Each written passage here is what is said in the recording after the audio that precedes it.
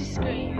I like fighting with friends, and I enjoy being scared also. I came here this weekend to feel my flesh crawl and to get goosebumps and to feel my hair stand on end. I'm just a gore freak. I write the books, I see the movies, I know the people. You gotta be here. This is where it's happening. This is Fangoria in 3D. Splatter, man. The more horrible, the better. Oh, I'm into fantasy. They're into blood and guts. Mom hates him. She thinks I'm sick. A lot of blood and guts and half the body getting ripped apart and stuff like that. I like that kind of stuff. My parents think I'm crazy. I think they're kind of gross. Because I think some movies have tasteless blood and guts. That's it. That's what this convention's all about. And the other ones where you see girls getting hacked up in bed, those are okay. Blood, guts, seared flesh, open wounds, chop, slice and dice, all of it. Garden shears. Big ones, sharp ones, long ones. It's fun. It's fun to be scared silly. It's great. Ice picks, razor blades. I want to get into special effects. Chainsaws, of course. That's classical. That's the Shakespeare of horror movies.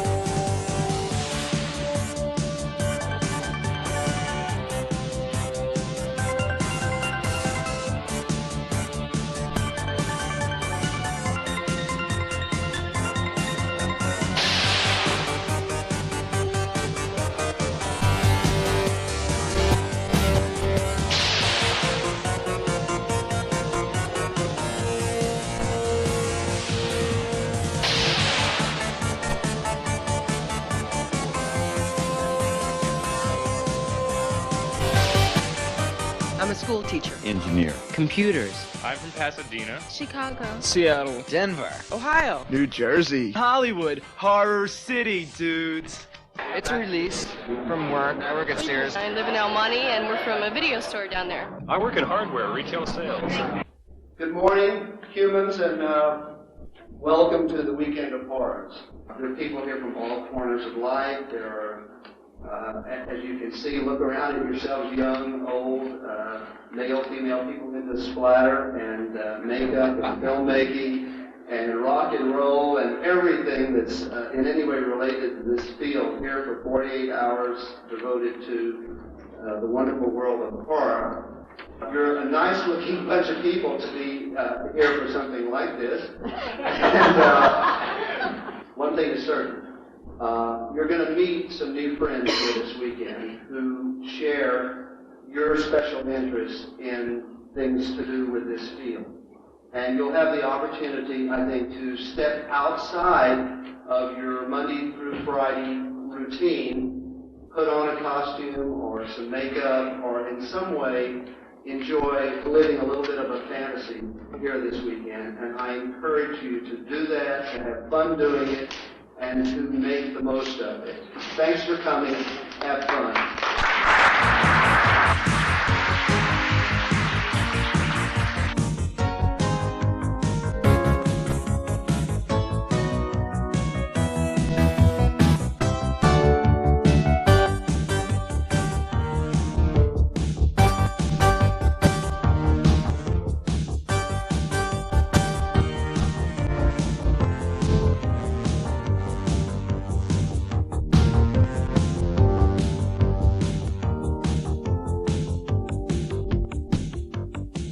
Well, I heard Fred Krueger was going to be here. And I wanted to see if he's really as ghastly as people say. Freddy Krueger, right here. Nightmare on Elm Street. Yeah. Fred Krueger, Nightmare on Elm Street. We're Fred Krueger fans. This is my Fred Krueger mask. I made it myself from the sculpting on up. This is my claw. I was filling in some time off of V, my hiatus from V. Went in on a general audition, wanted to work for Wes Craven, and just your basic general audition. I think they wanted someone really large, sort of big, monolithic in size, absolutely evil for it. And Annette Benson had seen my auditions for Class Reunion, National Lampoon's Class Reunion. She saw my range, and she thought it might be a sort of a wild card idea to bring in for Freddy. And I guess Wes agreed with her, and I got the part. Dad?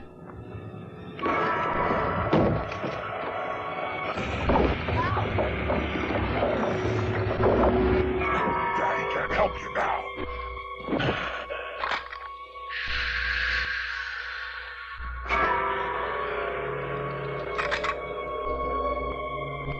I need you, Jesse.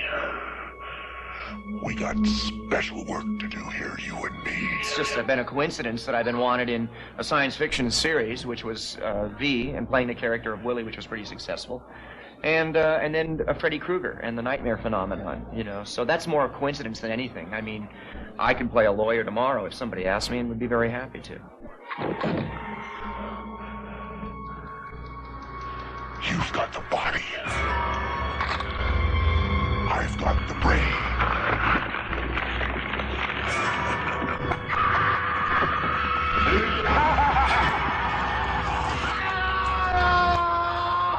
Horror films are unique, and even more than, say, Westerns used to be, are a very inexpensive way to make a film. All you need is a tremendous vision, tremendous energy.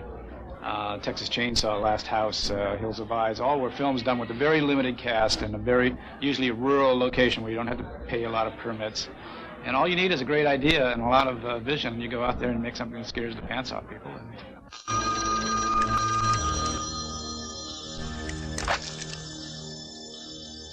I'm your boyfriend now, Nancy.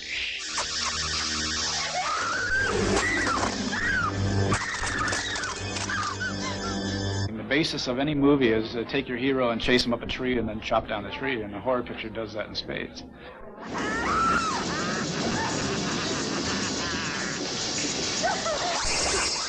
Other movies sometimes can make this very abstract. You know, they can do it in a philosophical way or in the way the character's life is going. But a horror movie really does it with the fact that the guy chopping down the tree has an axe that he's going to use on you next. So you get very quickly engaged, and I think it's a very immediate, very, very simple form. In that sense, it's classic.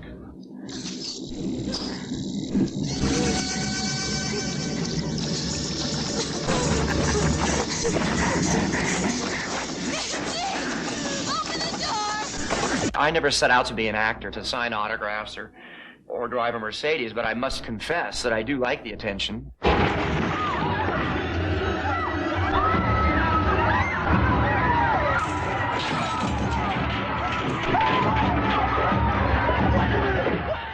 I've never had any problem with the fans. I think it's because I've been both in movies for so long and television that fans either are watching me in an old movie on cable or they've just seen me on something on a guest star, and so when you're in their living room, they kind of treat you like you're one of the family. I think when I look back on it, I enjoyed my whole life of making up stories that scared my friends.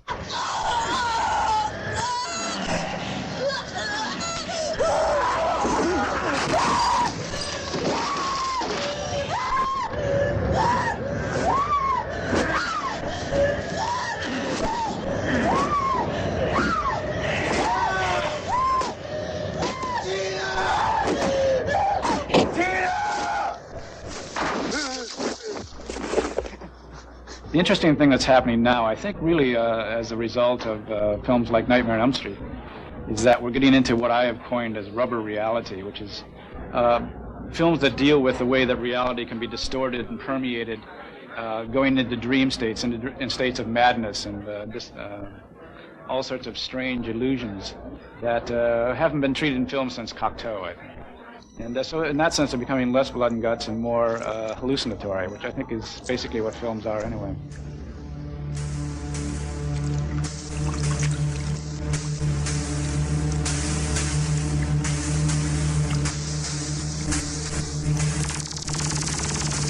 Nancy? What, Mother? They're very, very intelligent fans. They're very into detail.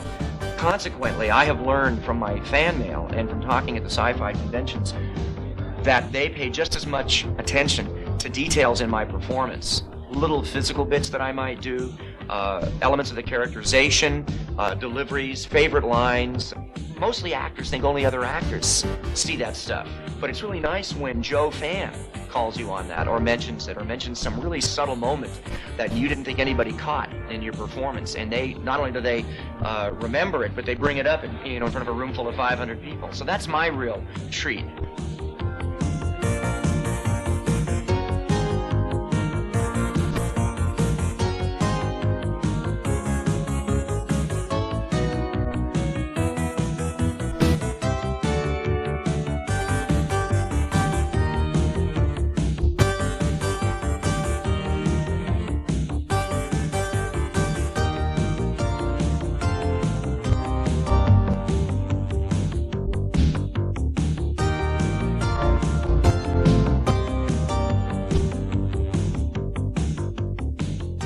We came down basically to see the convention because we're very much into the special effects makeup and splatter technology that's going on in films today.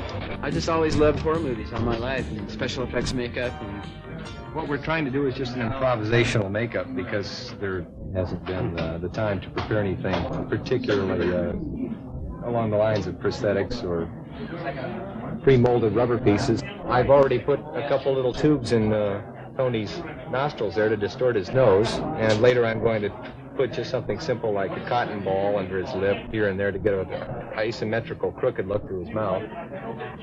No, I've never done this. I've been on a couple of cooking shows, but that's very different. I can hopefully have ourselves a kind of a ghoulish character where Tony once sat, here in front of the bar at the Ambassador.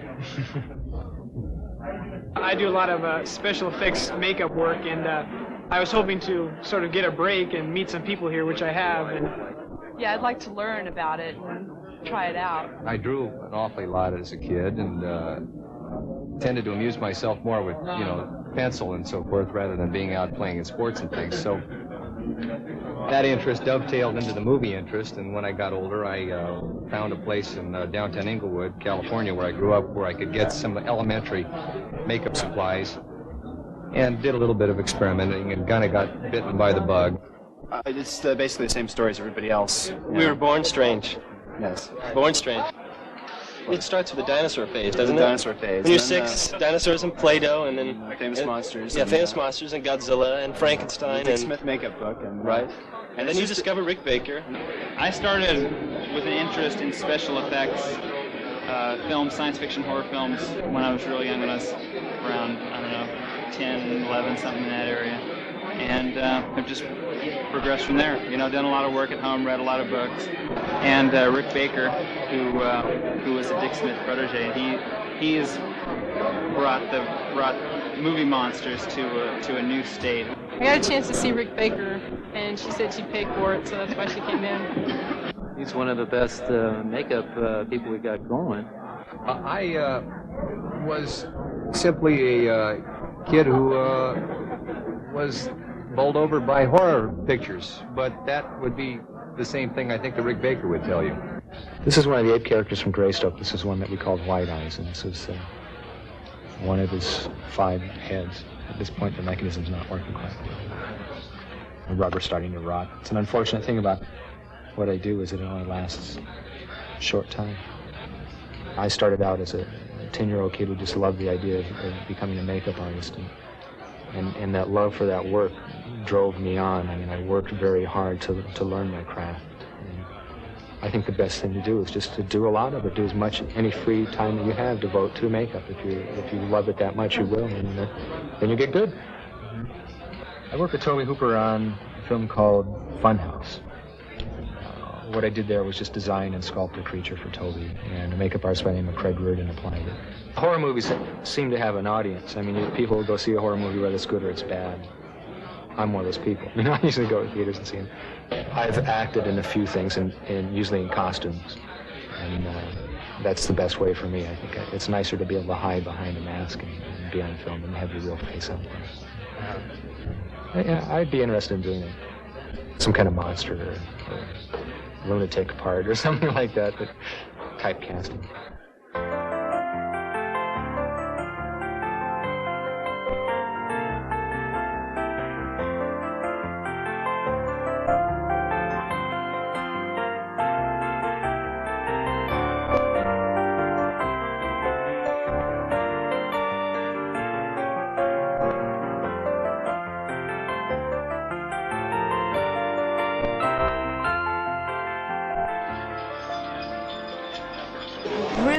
loved was scared.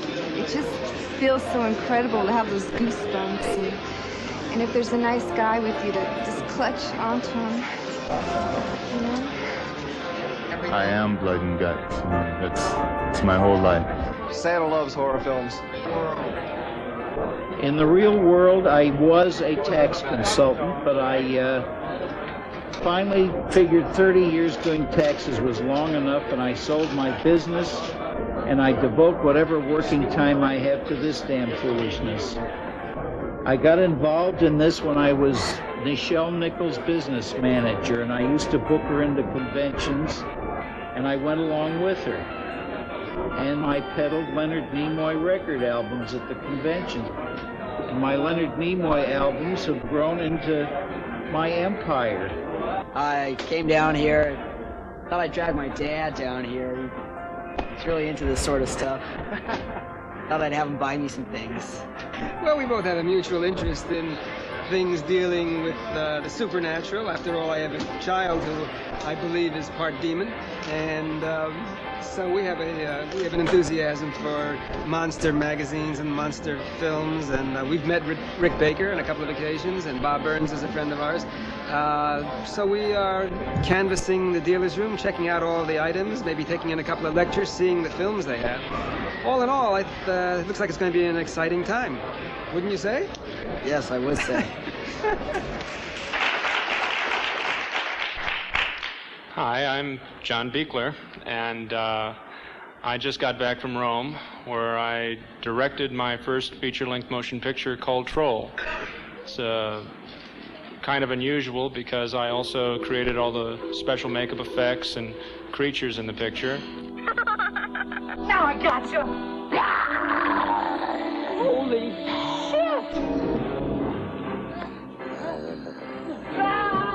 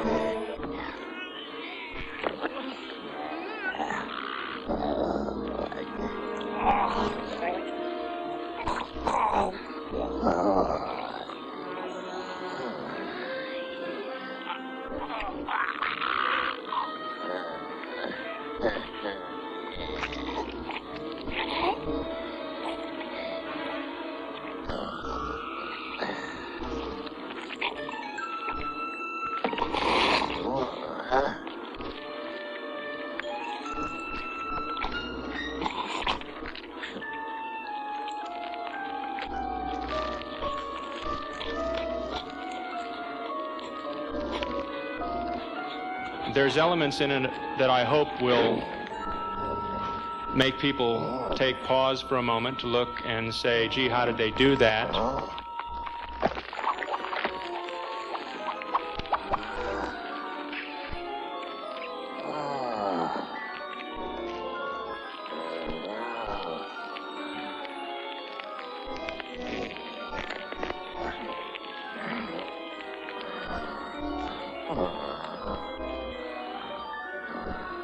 Picked up a copy of Famous Monsters of Filmland, and I was hooked. I love comic books. I love everything there is about fantasy in general. And it's delicious. And I loved Return of the Living Dead. It gave me the opportunity to not be sexy and be more like a punk rocker. And Dan O'Bannon, who wrote Blue Thunder, Alien. Oh, he's wonderful. Oh, God, he's wonderful.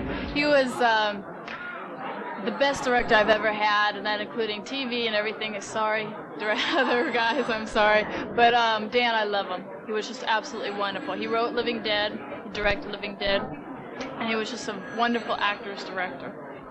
Fear is the only universal emotion. It's the only thing that in which every human being has identically the same reaction to every stimulus, and therefore it's the safest thing for somebody who's new or no good to try. Because you can make a terrible horror movie, but if you push certain basic buttons, you're bound to scare somebody. That includes me. In spite of my over-sophistication of seeing horror movies, You take me in and sit me down in a bad horror movie, it will jolt me. I think horror is a young person's game. It's a very raw kind of stimulus. A child is going to like a hot dog with mustard on it, and he's just going to hate escargot. A grown person is going to be the reverse. I think young people in general are fascinated with the subject of death, and they try to come to grips with it at a fairly early age. And the easiest way to come to grips with it is to make it into a fantasy, either in the form of humor, jokes about death, or in the forms of scary stories and scary movies. There have been so many horror movies made now. You start with Frankenstein, Dracula, go way back then. They were pioneering the classic forms. There finally comes a time where you've done it and done it and done it and done it until it's sterile, and you have to start looking for new approaches. I have fun when I'm working. I have fun when I'm glued to the typewriter thinking up creative ideas. The rest of life I simply try to make pleasurable, easy.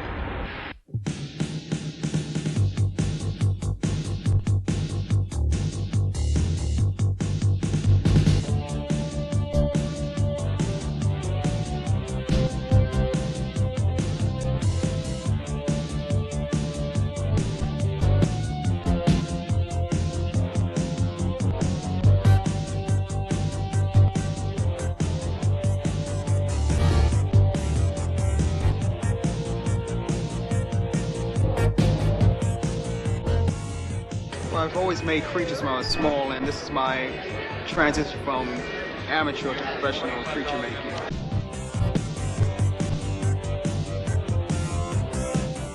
Right here is the costume that's going to be featured in the costume convention today, Creech.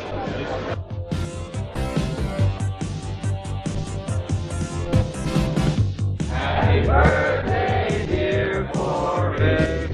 Happy birthday. Back in end of 1957, yes, just when I was having a birthday again in November, I created the first issue of Famous Monsters of Filmland magazine. But it grew and grew, and now I have an 18-room home, 300,000 books and magazines and paintings and props from movies. The majority of the rooms in that 18-room house are dominated by 18,000 lobby cards and 36,000 hardcover books, 125,000 stills. It was in October 1926, I saw the first fantastic magazine ever came to my attention. It was called Amazing Stories. Leapt right off the newsstand, grabbed hold of me, said, "Take me home, little boy. You will love me. And if you play your cards right in the far distant exotic year of 1985 at the world-famous Ambassador Hotel, you will find yourself being interviewed by Fangoria magazine." You know, I couldn't believe it at the time, but it all came true. Let me put it this way. Jones Quarterly isn't going to be knocking on my door.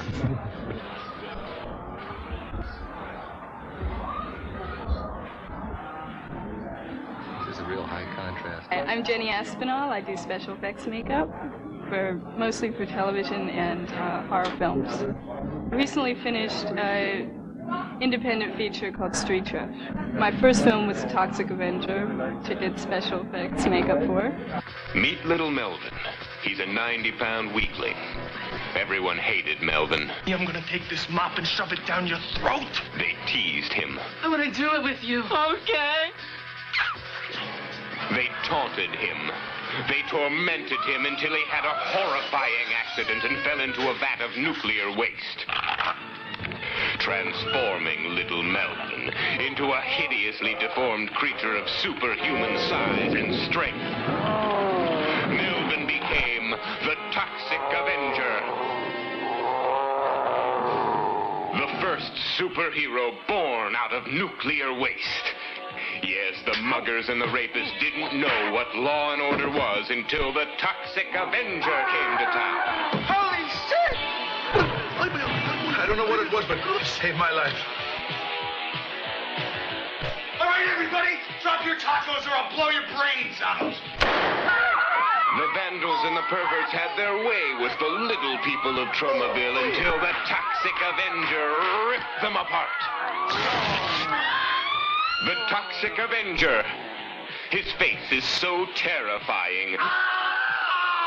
We can't show it to you now. You'll have to see the movie for yourself. The Toxic Avenger can bend steel with his bare hands. Oh, Veronica, kid! Get it? Leap small cars in a single bound. He crushes drug pushers.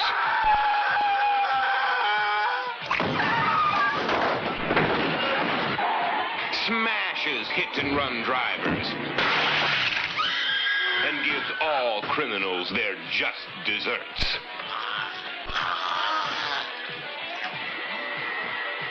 The Toxic Avenger. He was a hero. He's a hero. He's a fighter. He's a lover. We're loving you, beautiful. The good citizens love him. The fat and corrupt hate him. Kill that bastard for me. You gotta kill him. Yeah? Will he survive?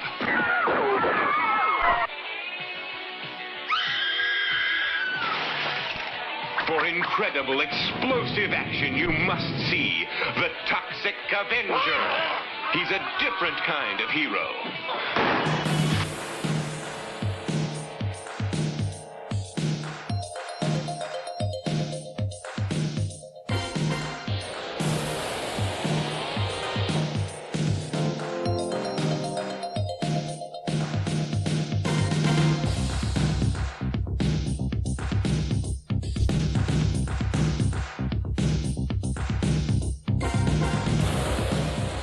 I came to see Elvira. I like Elvira because she reminds me of Vampirella. I like her humor. Elvira. I grew up you like Elvira? Yeah, Elvira. She's bigger than life.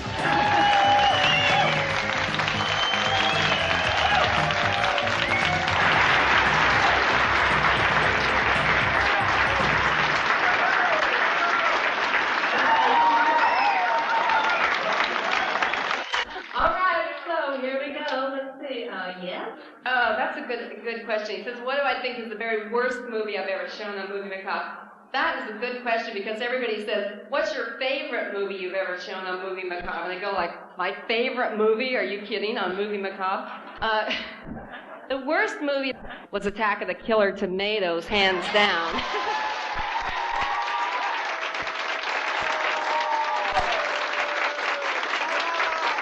Who else have I forgotten? Oh, hello, yes.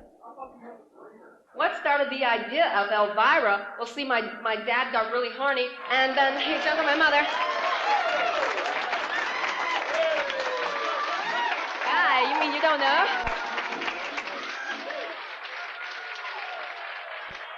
Who else? Anyone have a disgusting personal question? Yes?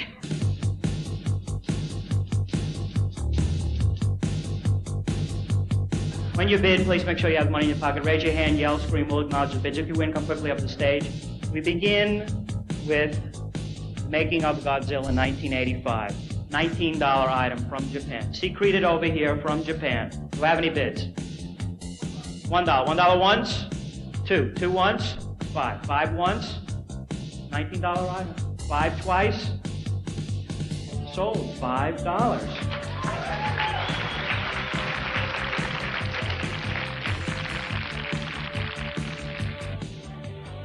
We began by running comic book conventions in New York City, as my partner and I have always been graphic arts and fantasy and science fiction fans.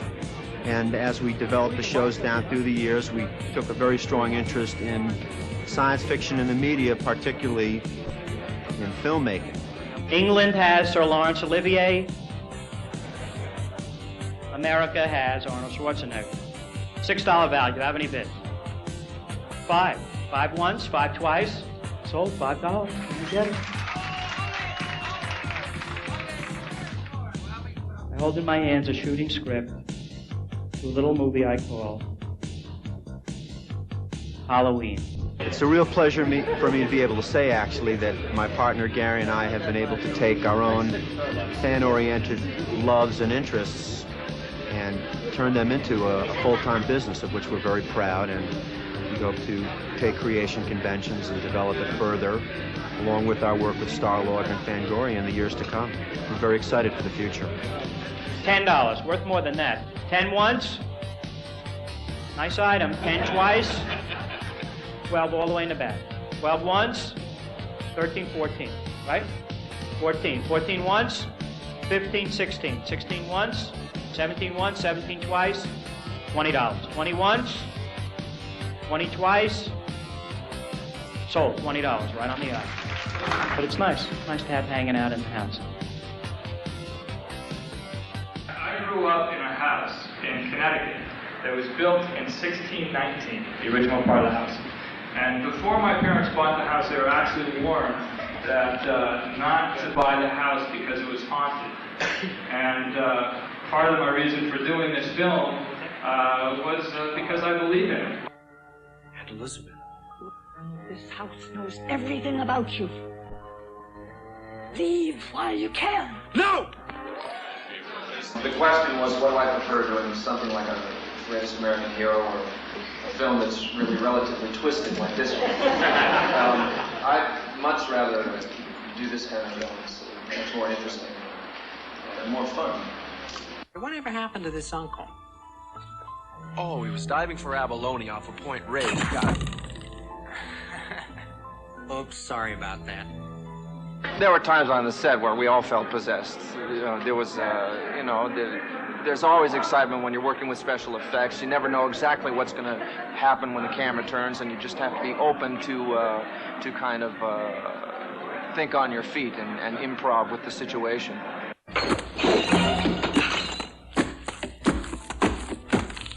Come on! Just stop moving, for Christ's sake!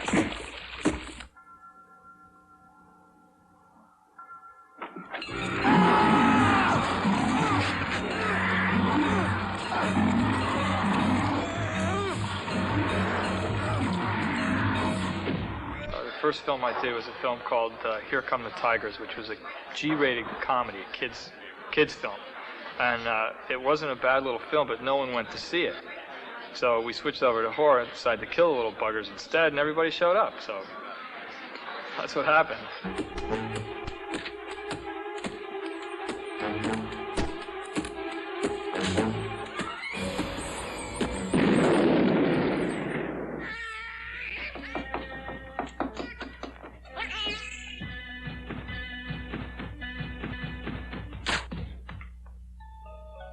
Hi. What are you doing here? I wanted to see you. What are you doing with that gun? Nothing.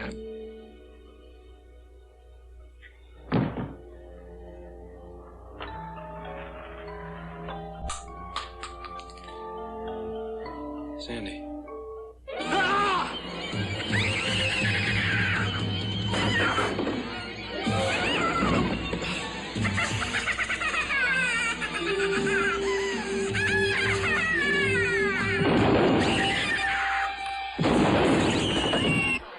Just start bugging someone that you know that's in the business for a job. That's what I did.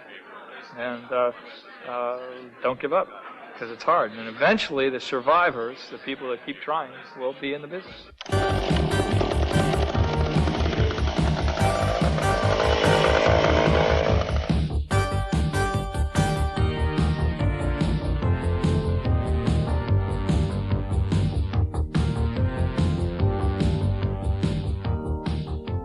I don't consider my films to be slasher type pictures. I don't know. I'm not one for a lot of bloodletting. Actually, I've had criticism sent my way that my films are not bloody enough or gory enough, and so I guess if I were to deal with it, though, if I were to do it, I would probably do it. Go out, do it. Go all the way with it. I started making horror films, really trying to give people their money's worth. Myself, I was a horror buff, sci-fi fan, and I never. That is when I started with Chainsaw. Before that, I saw very few horror films that worked. They gave me really what I was going to see. I felt cheated. So that's how Texas Chainsaw came about. And it was low budget. That's about as much money as I could scrape together for one more film. So no matter how small the project is, I would advise anyone who wants to direct pictures to get on with it and somehow find a way to do it. If it's on a $15 budget, if it's on a $200 budget, just do it.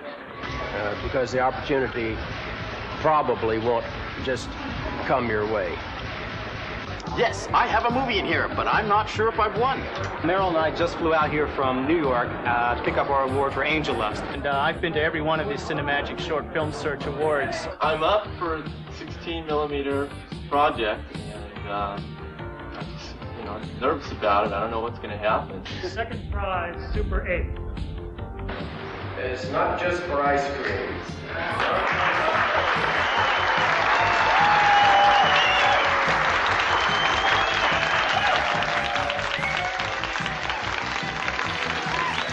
Accept this for the students at North Hills High School who made the film possible. They were the crew and did all the work.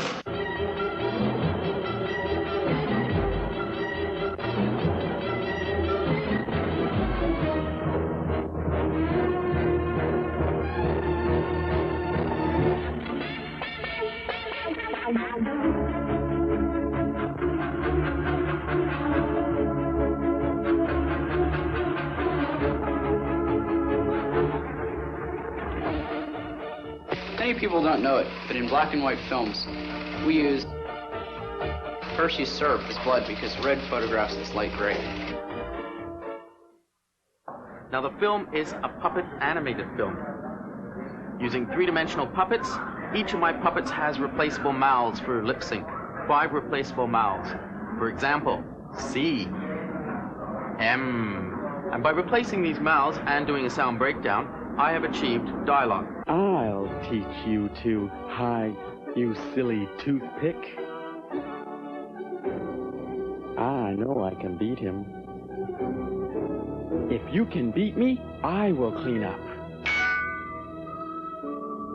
But if you lose, then you sweep up, you silly broom.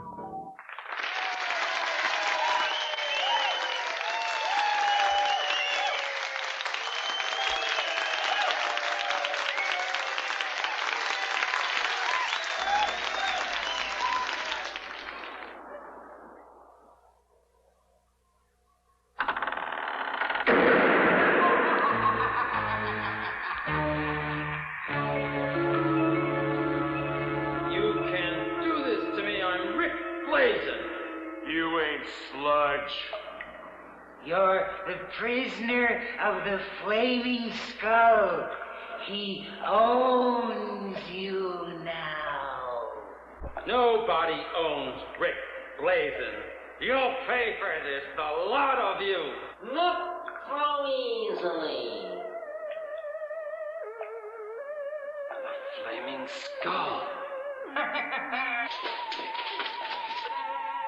Do I get to kill her now? I can think of better things to do with her. You can think all you want when you're on the rock pile, Skull. Couldn't we discuss this? Nothing can stop me.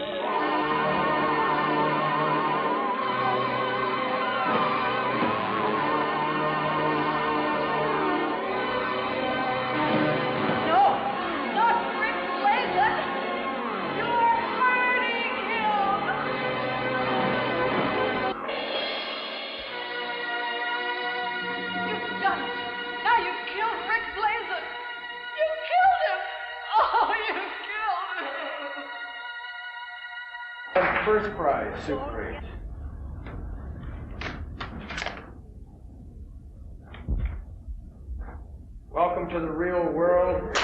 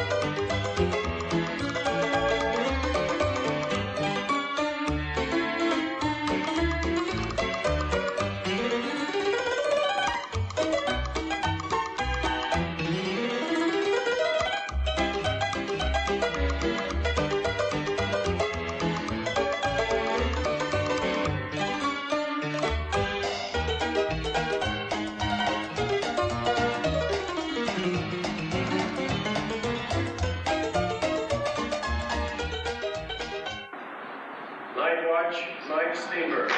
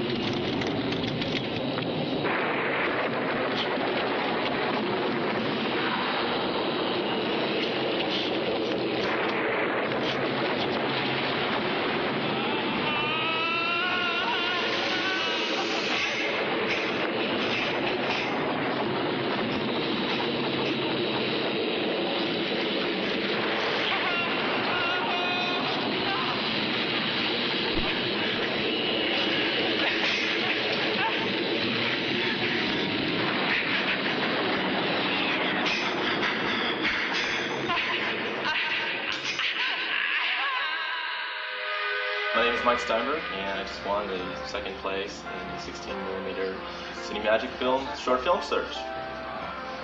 I'm really surprised and amazed that I won this award, and I'm really glad I made it out here from Miami. I met Toe Hooper and Carrie Quinn and everybody. I'm totally shocked.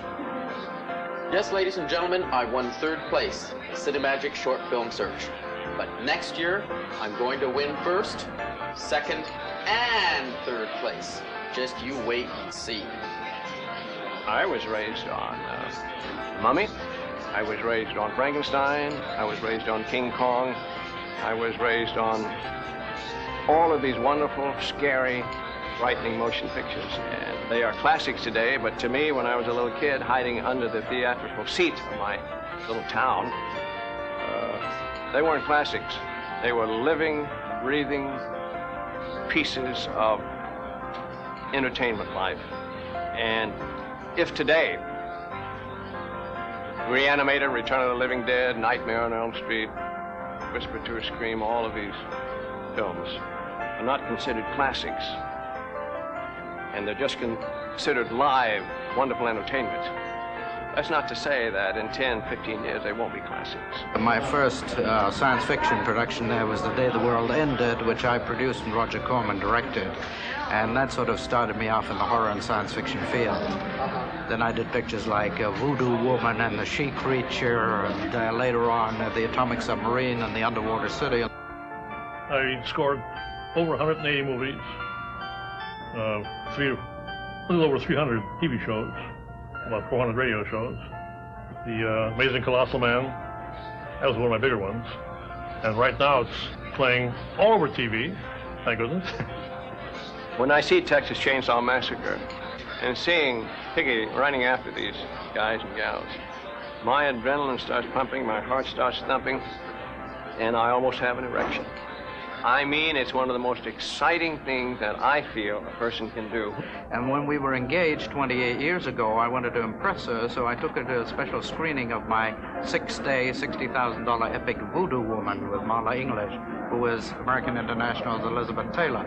And afterwards, she gave me back the ring. She said, if that's the kind of a picture you make, I don't think it's going to work out. Roger Corman saw me working with some other guys in the movie, in the production room. He walked up and said, hey, I got a stinker we just finished. It's so bad, I can't sell it. And the score is terrible. You want to redo it? Well, pay money for it, fine. So we haggled for about 3 or 4 seconds, and we did it, and saved this picture. You have to save the movie. We have terror, we have beauty, we have ugliness, we have frightening things, we have all kinds of charming things, but all of the things together is what makes a whole person, a whole life. For 7 years, I've been teaching courses at USC, the University of Southern California, but that means nothing compared to being a regular contributor to Fangoria. Really, it's you're recognized everywhere if you're a Fango man or a member of the Fango family. If it doesn't have the blood and guts and the thunder and the rips and the tears and the smashes and the slashes, I'm going to walk out on you.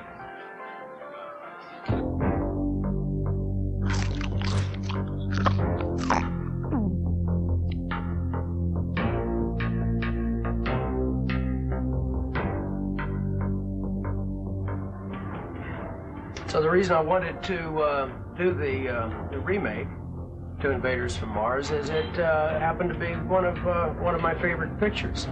I think that I'm making an homage to William Cameron Menzies' film.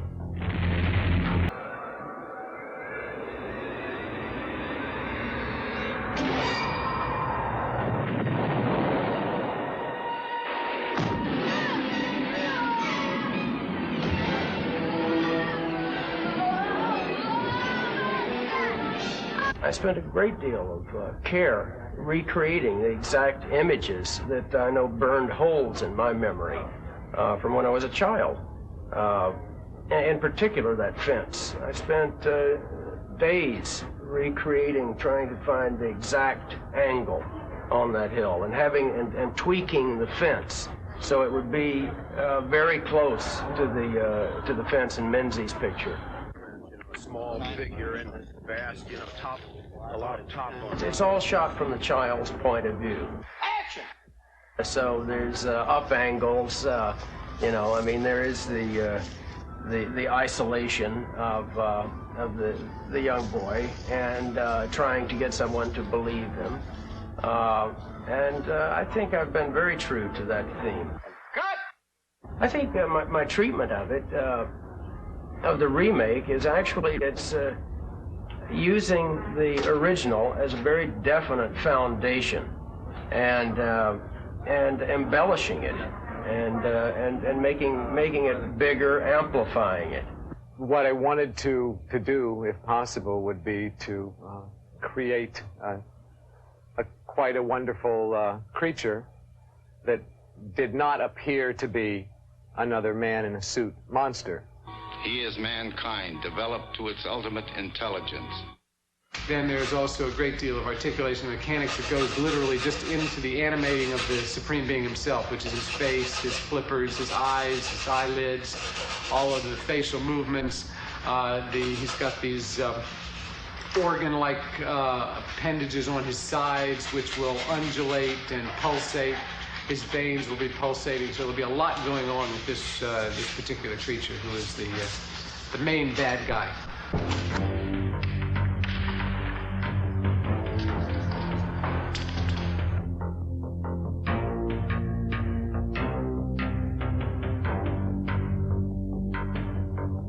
Roll camera. Mark. Parker. Little ritter, please. Sit. And action. All right, move it. Hold that small. Gun. Your sector of fire is 11 o'clock, 2 o'clock. You don't want to disappoint the audience of the original picture. It's hopefully more exciting and more believable. I mean, hopefully they'll get nightmares. I love being Fangoria's favorite actor. It makes my day. I mean, I look forward to those copies that have the articles on me and the letters that come in, and I'm very pleased with it. There are people who come into this town and they're here for 4 or 5 years. They may achieve stardom, and or they may not. You know, the very sad ones. They're here 4 or 5 years and they go back to Oshkosh and sell shoes, or maybe it's what you do yourself. Maybe that's why they call it the survival factor. I've been here 30 years, and except for a few lean ones, I've survived. I think being in this town and working at what I love to do makes me a lucky man, yeah. If I had to explain horror in one word, it's exciting, stimulating. It's disgusting. Blood. Gory. Scary. Suspense. John Carpenter's The Thing. Dark. If it's done well, poetry. It's fun. That's one word. No more questions. People look at me and go, ooh, you're morbid. But no, I'm just weird and I'm having fun.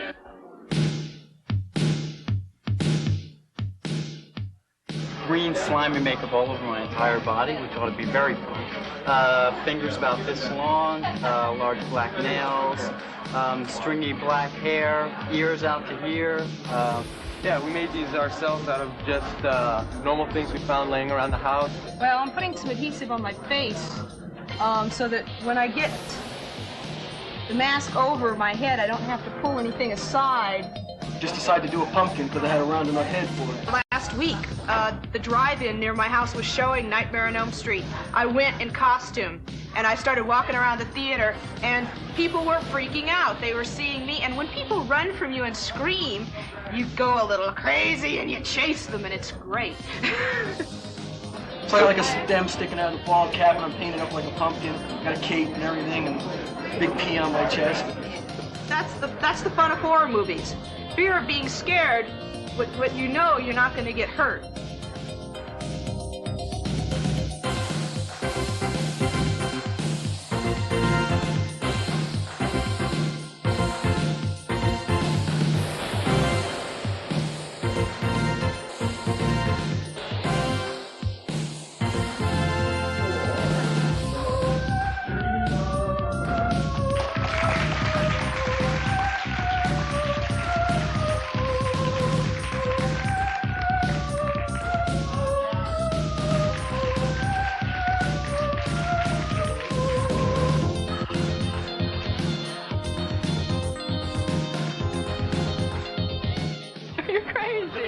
Just boom. You humans are so primitive in your means of communication, you still use phones, when all I have to do to go home is...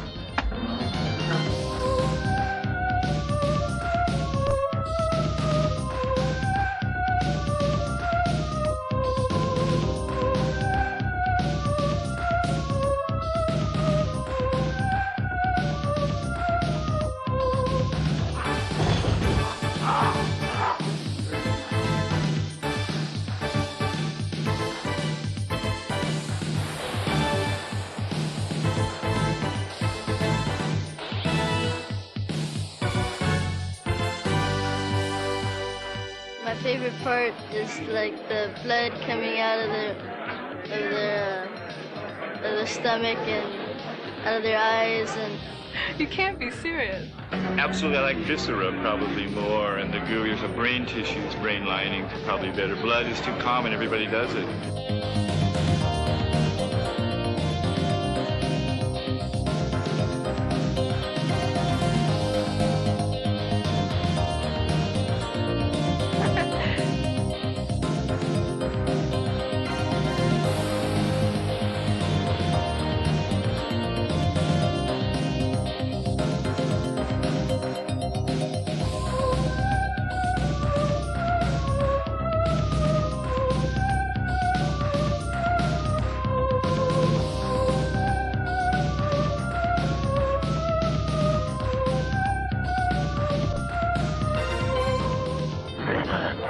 Ladies and gentlemen, you've seen what acid rain can do. Isn't mine. I said I'd be a pumpkin, and I am. And look at this. My pal Squash is with me here at Fangoria. Check it out.